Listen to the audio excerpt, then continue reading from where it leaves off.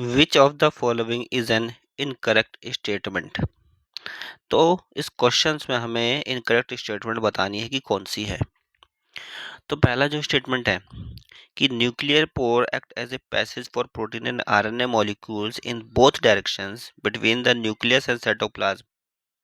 तो nuclear pore जो कि न्यूक्लियस के उप मेम्ब्रेन पे ही होता है, ठीक है, वहाँ पे पोर्स होते हैं, छोटे छोटे पोर। तो वो पोर्स जो है प्रोटीन और आरएनए मॉलिक्यूल्स के लिए एक पैसेज होते हैं। उसी के थ्रू प्रोटीन और आरएनए मॉलिक्यूल्स न्यूक्लियस के बाहर आता है और उसी के थ्रू जो है दोबारा से न्यूक्लियस के अंदर जाता है। तो ये बिल्कुल स्टेटमेंट राइट है।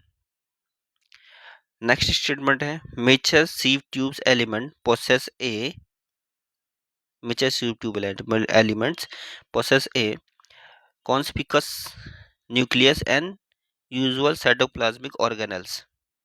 तो ये वाला जो स्टेटमेंट है ये यहीं पे गलत हो जाता है, क्योंकि मेजर सीओ ट्यूब्स एलिमेंट्स आप देखते हो जो प्लांट्स में, तो उसमें क्या होगा, यहाँ न्यूक्लियस जो होगा वो नहीं होता है, ठीक है, वहाँ पे न्यूक्लियस लैक होता है।